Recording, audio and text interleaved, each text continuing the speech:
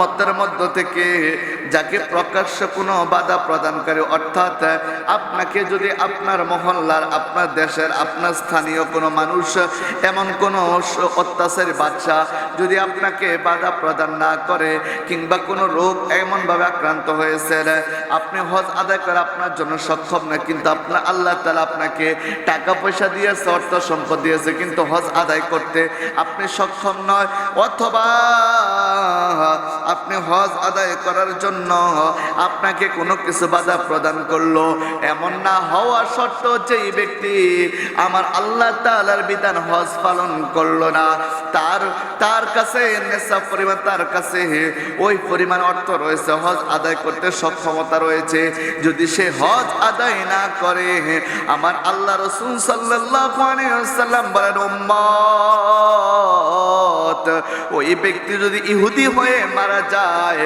অথবা নাসারা হয়ে মারা যায়, তাতে আমি নবীর কোনো কিছু যায় আসে না। চিৎকার করে বলেন না নাউযুবিল্লাহ।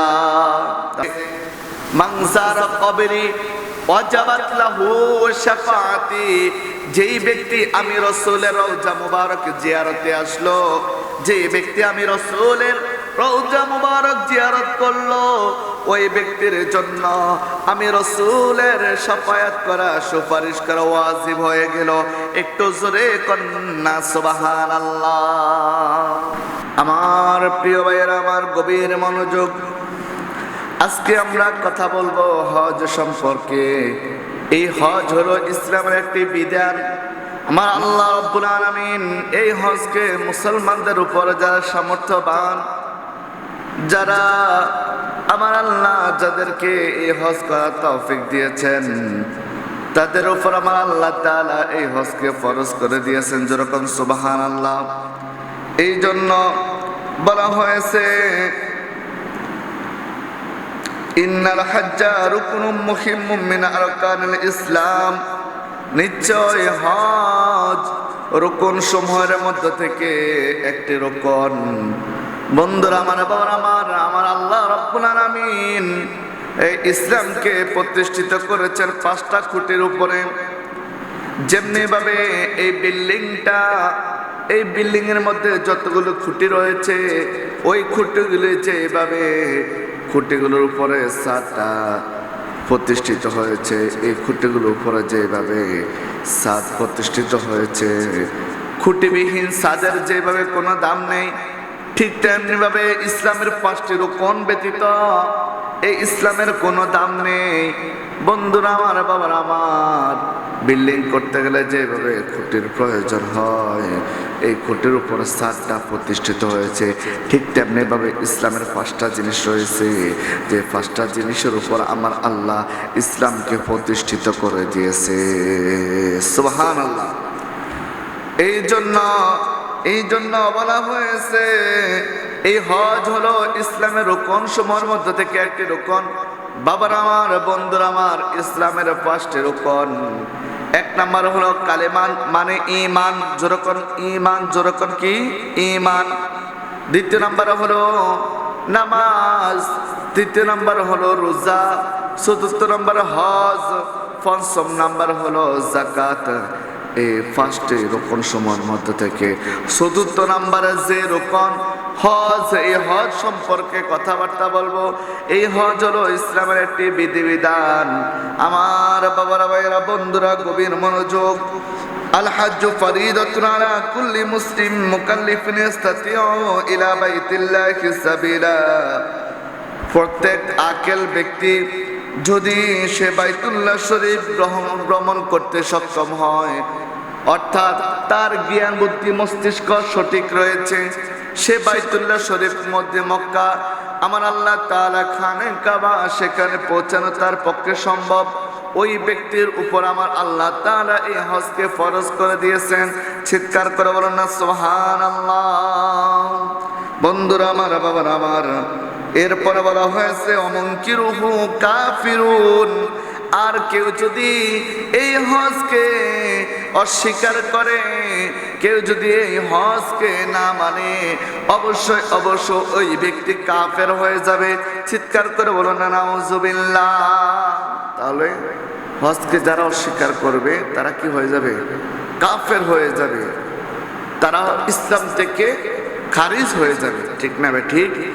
এরপরে বাবার আমার, বন্ধুরা আমার, এরপরে বলা হয়েছে অতারিকুহু ফাসিকুন মুদিল্লুন, আর যেই ব্যক্তি হজকে বর্জন করবে, যেই ব্যক্তি হজ ছেড়ে দিবে, অর্থাৎ হজ আদায় করবে না, হজ পালন করবে না, সেই ব্যক্তি ফাসিক হয়ে যাবে, সেই ব্যক্তি পথভ্রষ্ট হয়ে যাবে।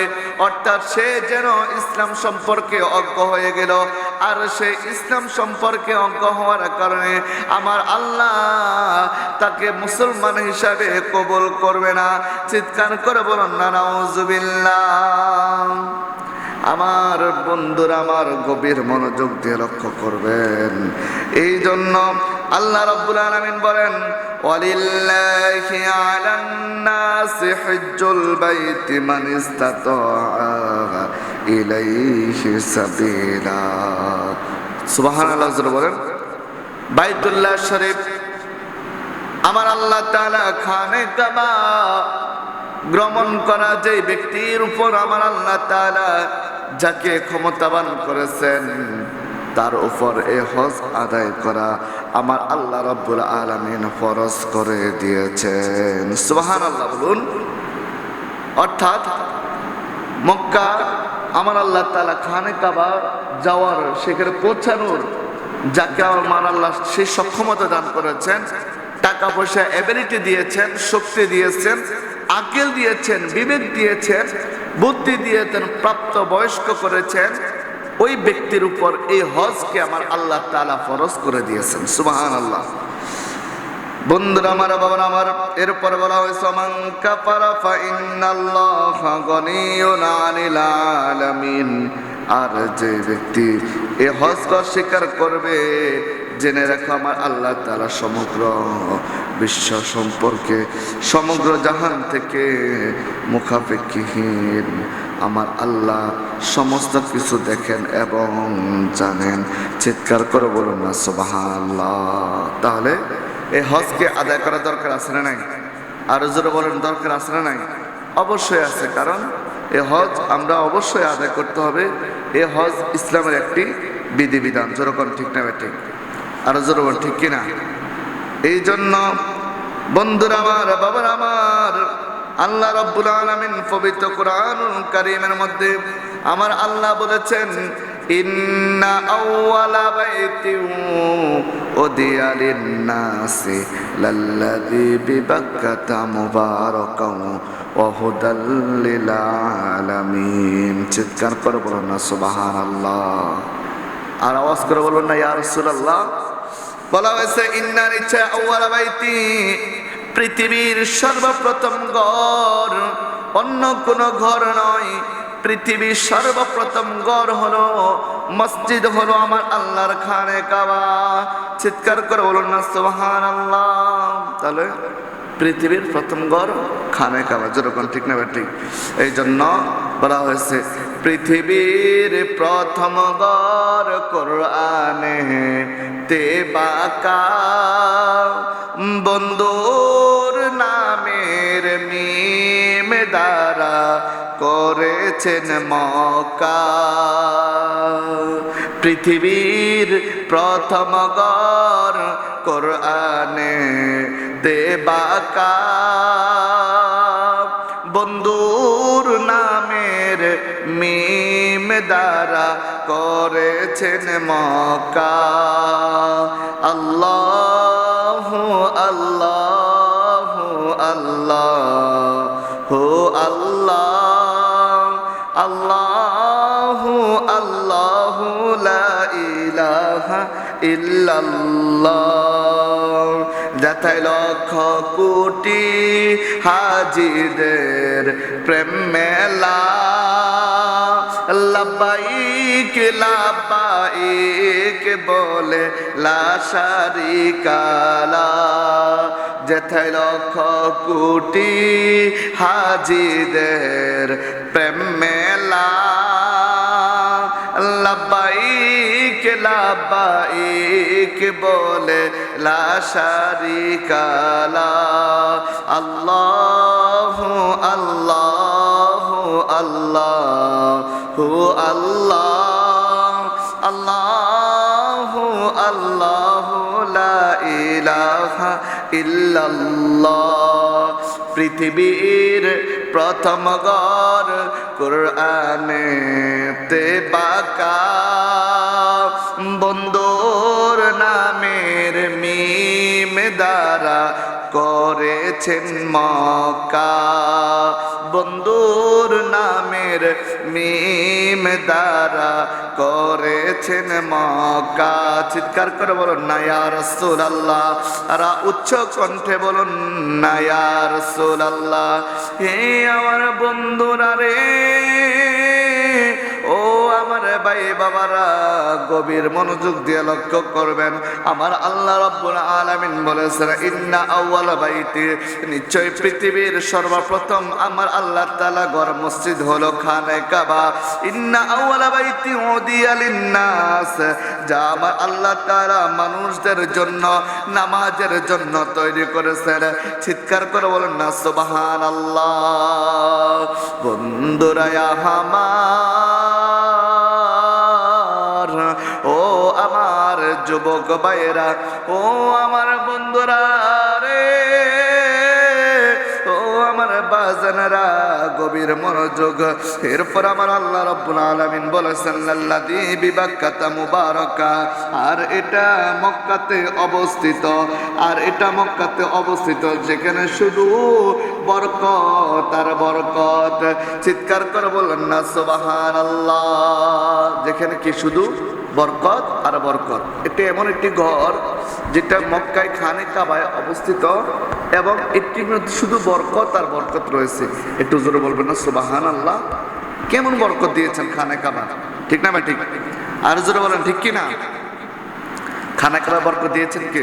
আমার আল্লাহ। ও আমার বাবারা, গভীর মনোযোগ দিয়ে লক্ষ্য করবেন। এরপর আল্লাহ রাব্বুল আলামিন বলেন হুদাল লিল আলামিন, আর এটা বিশ্ব মানুষের জন্য, বিশ্ববাসীদের জন্য আমার আল্লাহ হেদায়েতের ক্যান্টনমেন্ট করে দিয়েছেন। সেখানে একটা যদি খারাপ মানুষ যায় গো, ওই খানে কাবা যাওয়ার কারণে আমার আল্লাহ তাআলা ওই খারাপ মানুষটাকে আমার আল্লাহ তাআলা ভালো করে দিবেন। একবার জোরে বলা যাবে কি বাবা সুবহানাল্লাহ? তাহলে এই খানে কাবা যেখানে মক্কা শরীফ অবস্থিত, সেখানে অনেক বরকত দিয়েছেন কে? আমার আল্লাহ, ঠিক না ভাই? ঠিক, আমার আল্লাহ দিয়েছেন। বন্ধুরা আমার, বাবার আমার, গভীর মনোযোগ দিয়ে লক্ষ্য করবেন। এই জন্য হাদিস শরীফের মধ্যে বলা হয়েছে, আল্লাহ রাসূল সাল্লাল্লাহু আলাইহি সাল্লাম বলেছেন, ওয়ানা আবি উমামা তান নবী সাল্লাল্লাহু আলাইহি সাল্লাম قال من لم تحسبه حاجة ظاهرة أو مرض حابس أو سلطان جائر ولم يحجل فليمت إن شاء يهودي أو إن شاء نصرانيا।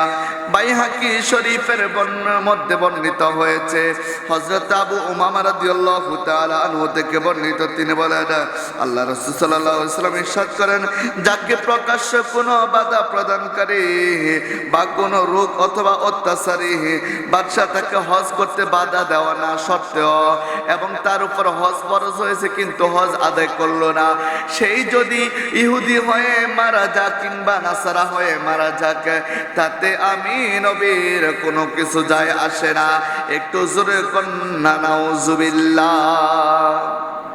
আমার রাসূল বলেছেন, ও আমার উম্মতেরা, আমার উম্মতের মধ্য থেকে যাকে প্রকাশ্য কোনো বাধা প্রদানকারী, অর্থাৎ আপনাকে যদি আপনার মহল্লার, আপনার দেশের, আপনার স্থানীয় কোনো মানুষ, এমন কোনো অত্যাচারী বাদশা যদি আপনাকে বাধা প্রদান না করে, কিংবা কোনো রোগ এমনভাবে আক্রান্ত হয়েছে আপনি হজ আদায় করে আপনার জন্য সক্ষম না, কিন্তু আপনার আল্লাহ তাআলা আপনাকে টাকা পয়সা দিয়েছে, অর্থ সম্পদ দিয়েছে, কিন্তু হজ আদায় করতে আপনি সক্ষম নয়, অথবা আপনি হজ আদায় করার জন্য আপনাকে কোনো কিছু বাধা প্রদান করলো, এমন না হওয়া সত্ত্বেও যেই ব্যক্তি আমার আল্লাহ তাআলার বিধান হজ পালন করলো না, তার কাছে নেশা পরিমাণ, তার কাছে ওই পরিমাণ অর্থ রয়েছে, হজ আদায় করতে সক্ষমতা রয়েছে, যদি সে হজ আদায় না করে, আমার আল্লাহ রাসূল সাল্লাল্লাহু আলাইহি ওয়াসাল্লাম বলেন, উম্মত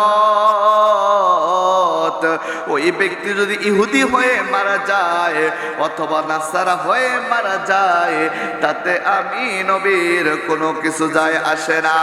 চিৎকার করে বলো না নাউজুবিল্লাহ। তাহলে হজ আদায় করার সময় হলে অবশ্যই সাথে সাথে হজ আদায় করে নিতে হবে, ঠিক না? ঠিক। আর জোর বলেন ঠিক কিনা? তাহলে আমার বাবারা, ভাইরা, বন্ধুরা, আমরা এই হজ আদায় করতে চাই কি চাই না? আর জোর বলেন চাই কি চাই না? আল্লাহ যেন আমাদেরকে তৌফিক দান করুক, জোরে বলেন আমিন। আর মোহাম্মদ বলেন না আমিন।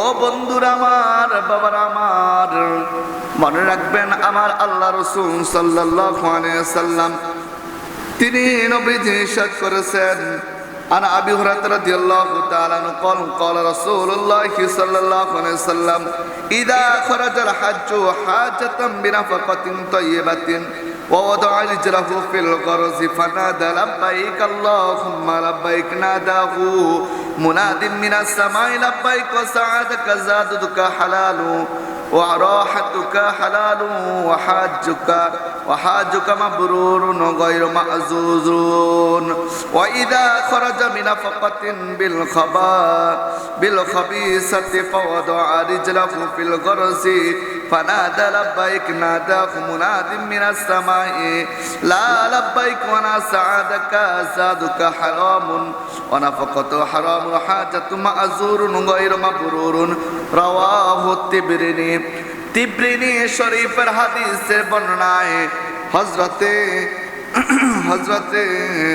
আবু হুরায়রা রাদিয়াল্লাহু তাআলা আনহু তিনি বর্ণনা করেন, কোন হাজী পবিত্রতা অর্জন করে, যদি কোনো হজ পালনকারী ব্যক্তি পবিত্রতা অর্জন করে, সে যদি আরোহিতে ফাদানি করে, অর্থাৎ আমাদের বাংলাদেশ থেকে তো প্লেন দিয়ে হেলিকপ্টার দিয়ে কি করে কোথায় যায়? হজে যায়, ঠিক না ঠিক? আরো জোর বলেন ঠিক কিনা? এই হজ পালনকারী ব্যক্তি যদি সে পবিত্রতা অর্জন করে, সে যদি আরোহিতে ফাদাই যখন সে বলে লাব্বাইক ও গো রব্বুল আলামিন, আমি হাজির, আমি উপস্থিত আহ্বান করে, তখন আসমান থেকে একজন ফেরেশতা ডেকে বলে, তাকে তার ডাকে আহ্বান করে, সে বলে লাব্বাইক ওয়া সাআদাকা, তোমার জীবিকা হালাল, তোমার বাহন হালাল, তোমার হজ আমার আল্লাহ কবুল করবেন। চিৎকার করে বলুন না সুবহানাল্লাহ। শর্ত হলো কি? সে অবশ্যই হালাল উপার্জন দিয়ে হজ আদায় করতে হবে এবং পবিত্রতা অর্জন করে সেই মক্কাতে রওনা দিতে হবে। যদি ওই ব্যক্তি যদি সে পবিত্রতা অর্জন করে, সে যদি তার অর্থ সম্পদ, যে টাকা পয়সা খরচ করে সে আমার আল্লাহর খানে কাবায় যাচ্ছে হজ আদায় করার জন্য, যদি তার হজটা সে কবুলকৃত হয়ে যায়, তখন আসমান থেকে একজন ফেরেশতা ওই ব্যক্তিকে উদ্দেশ্য করে লাব্বাইক ওয়া সাআদাতুকা, ও আমার আল্লাহর বান্দা, ও হাজী, তোমার হজ কবুলকৃত, তোমার জীবিকা হালাল, তোমার বাহন হালাল, তোমার অর্থ সম্পদ হালাল, তোমার সব কিছু হালাল, এই জন্য তোমার হজ আমার আল্লাহ কবুল করবেন। একটু জোরে বলা যাবে কি সুবহানাল্লাহ? আর যখন কোন হাজী ব্যক্তি যদি সে হারাম উপার্জন দ্বারা হজ আদায় করতে যখন সে মক্কা শরীফে রওনা হয়, ওই মক্কা শরীফে রওনা হওয়াকালীন যদি সে যে আরোহিত, অর্থাৎ সে যখন হেলিকপ্টার, সে যখন প্লেনে করে যখন সে যখন মক্কাতে রওনা দিবেন, যখন সে আরোহিত উঠে যখন লাব্বাইকে বলবে, তখন আসমান থেকে একজন ফেরেশতা ডেকে বলবেন, ওই ফেরেশতা ডেকে বলেন লা লাব্বাইক ওয়া সাআদাতুকা, ও আমার আল্লাহর বান্দা, ও হাজী, তোমার হজ কবুলকৃত নয়, তোমার হজ আমার আল্লাহ কবুল করবে না, কারণ তোমার জীবিকা হারাম, তোমার ইনকাম হারাম, তোমার উপার্জন হারাম, তোমার সকল কিছু হারাম। সুতরাং এই হারাম জিনিস দিয়ে, হারাম উপার্জন দিয়ে তুমি হজ আদায় করলে আমার আল্লাহ তোমার কোনো হজ কবুল করবে না। একটু জোরে বলা যাবে কি নাউজুবিল্লাহ? তাহলে কি হজ আদায় করতে হলে কি হারাম টাকায় আপনি দুনিয়াতে 2 নম্বরে করে 2 নম্বরে ব্যবসা করছেন এবং মানুষের হক মেরে খাইছেন, মানুষের জায়গা জমিন, বনের জায়গা জমিন মেরে খাইছেন, আত্মীয় স্বজনের জায়গা জমিন মেরে খাইছেন, এই হয় মেরে খাওয়া হজ উপার্জন দিয়ে আপনি হজ আদায় করতে যাবেন? আমার আল্লাহ বলেন তোর মতন নাফরমান আমার এই পবিত্র ঘর খানে কাবার কোনো প্রয়োজন না, যা বেরিয়ে যা, জুতা পিটা করে আমি তোকে বের করে দিলাম। একটু জোরে কর নাউজুবিল্লাহ। তাহলে হজ আদায় করতে হলে ইনকাম, টাকা পয়সা হালাল হতে হবে এবং আপনার জীবিকা হালাল হতে হবে, আপনার উপার্জন হালাল হতে হবে, তখন সেই হজ আমার আল্লাহ কবুল করে নেবে। একটু জোরে কোন সুবহানাল্লাহ। কিন্তু বন্ধুরা আমার, বাবারা আমার, দুঃখের বিষয়, কষ্ট লাগে ওই জায়গায় আমার কিছু ভাই বাবারা হজ আদায় করতে যায়। হজ আদায় করতে গিয়ে যদি মক্কাতে হজ আদায় করে, কিন্তু ওই কিছু নামদারি মুনাফিক গুলো, বেয়াদব গুলোর কারণে আমার কিছু হাজী ভাইয়েরা মক্কাতে যায় কিন্তু মদিনাতে রাসূলের দরবারে যায় না। একটু জোরে কন্যা নাউজুবিল্লাহ। আসরা নাই যে মক্কাতে যায় ঠিক আছে, হজ আদায় করে ঠিক আছে, কিন্তু সে মদিনা রাসূলের দরবারে যায় না। কিছু বেয়াদব গুলো বলে আরে কি দরকার আছে, মক্কাতে এসে হজ করছো, বাড়িতে চলে যাও, রাসূলের দরবারে মদিনায় যাওয়ার দরকার নাই। নাউজুবিল্লাহ জোরে বলবেন না? আর জোরে করে নাউজুবিল্লাহ। মনে রাখবেন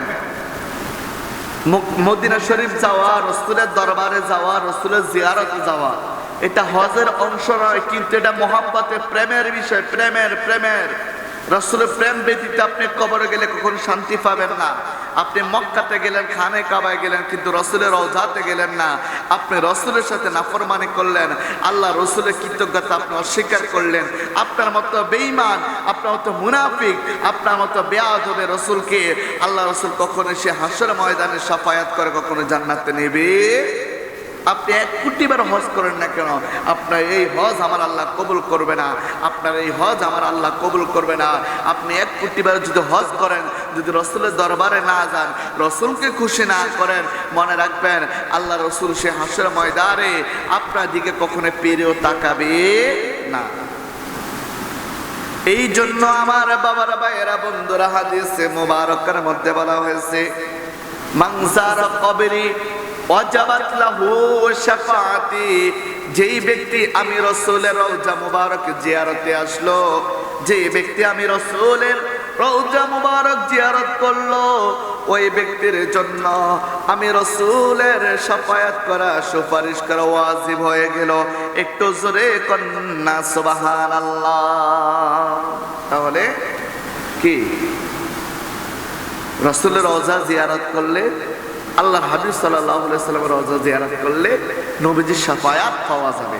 কারণ রাসূলের দরবারে যে যাবে প্রেম নিয়ে যাবে, ভালোবাসা নিয়ে যাবে। রাসূল সেই দিন ভালোবাসার খাতিরে, রাসূল সেই দিন আপনাকে আমাকে ভালোবাসার ঊর্ধ্বে, আমাকে আপনাকে যত গুনাহ করি না কেন, আমাকে আপনাকে শাফায়াত করে জান্নাতে নিয়ে যাবে। যেরকম সুবহানাল্লাহ। আমরা সেই রাসূলের মক্কা মদিনা যেতে চাই কি চাই না? আরো জোরে বলেন চাই কি চাই না? এই জন্য শায়ের বলেন ইচ্ছে জাগে আমাদের যেতে মদিনা, ইচ্ছে জাগে আমাদের যেতে মদিনা, ইচ্ছে জাগে চুমো খেতে সোনালি রওজা, ইচ্ছে জাগে চুমো খেতে নুরানি রওজা, ইচ্ছে জাগে আমাদের যেতে মদিনা, ইচ্ছে জাগে আমাদের যেতে মদিনা, ইচ্ছে জাগে চুমো খেতে সোনালি রওজায়, ইচ্ছে জাগে চুমো খেতে নুরানি রওজা। প্রতি বছর অনেক উমরা করে, জিলহজ মাসে হাজিরা হজ পালন করে, ঠিক কিনা বলুন? প্রতি বছর অনেক উমরা করে, জিলহজ মাসে হাজিরা হজ পালন করে। তাদের সঙ্গী হতে আমারই মন চায়, তাদের সঙ্গী হতে আমারই মন চায়। ইচ্ছে জাগে চুমো খেতে সোনালি রওজায়, ইচ্ছে জাগে চুমো খেতে নুরানি রওজায়। ইচ্ছে জাগে আমাদের যেতে মদিনায়, ইচ্ছে জাগে আমাদের যেতে মদিনায়। ইচ্ছে জাগে চুমো খেতে সোনালি রওজায়, ইচ্ছে জাগে চুমো খেতে নুরানি রওজায়। একটু জোরে বলেন না আল্লাহু আকবার। আর এবার বলেন না ইয়া রাসূলুল্লাহ। আমার আল্লাহ যেন আমাদেরকে হজ আদায় করার এবং পালন করার তৌফিক দান করুন। সবাই বলেন আমিন। মক্কাতুল মুকাররমা, মদিনাতুল মুনাওয়ারা, আমার রাসূলের রওজা মুবারক যেন জিয়ারত করার তৌফিক দান করুন। একটু জোরে কন্যা সুবহানাল্লাহ। এই জন্য বলতেছিলাম বাবারা, আমার বন্ধুরা আমার, পৃথিবীর সর্বশ্রেষ্ঠ 3টা মসজিদ রয়েছে। এই 3টা মসজিদে নামাজ আদায় করলে আপনি অগণিত সওয়াব পাবেন, কোটি কোটি অসংখ্য অগণিত সওয়াব পাবেন। এক মসজিদ হলো খানায়ে কাবা, বাইতুল্লাহ শরীফের খানায়ে কাবা। সে বাইতুল্লাহ শরীফে কেউ যদি 1 রাকাত নামাজ আদায় করে, তার আমলনামার মধ্যে আমার আল্লাহ রাব্বুল আলামিন 1 লক্ষ রাকাতের নামাজের সওয়াব দিয়ে দিবেন। একটু জোরে কন্যা সুবহানাল্লাহ। দ্বিতীয় নাম্বার হলো মদিনাতুল মুনাওয়ারা, যেখানে আমার রাসূলের রওজা মুবারক মসজিদে নববী। সে মসজিদে নববীতে কেউ যদি 1 রাকাত নামাজ আদায় করে, আমার নবী বলে উম্মত, আমার আল্লাহ রাব্বুল আলামিন তোমাদের আমলনামার মধ্যে 50,000 রাকাত নামাজের সওয়াব দিয়ে দিবেন। এরপরে আল্লাহর হাবিব নূর নবীজি মুহাম্মদুর রাসূলুল্লাহ সাল্লাল্লাহু আলাইহি ওয়াসাল্লাম বলেন, কেউ যদি ওই যে মসজিদে আকসা, ফিলিস্তিন মসজিদে আকসাতে কেউ যদি 1 রাকাত নামাজ আদায় করে, তার আমলনামার মধ্যে 25,000 রাকাতের নামাজের সওয়াব আমার আল্লাহ দিয়ে দিবেন। একটু জোরে বলা যাবে কি সুবহানাল্লাহ? তাহলে আল্লাহ আমাদেরকে এই সমস্ত গুরুত্বপূর্ণ জায়গাতে যাওয়ার এবং হজ আদায় করার তৌফিক দান করুন। সবাই বলেন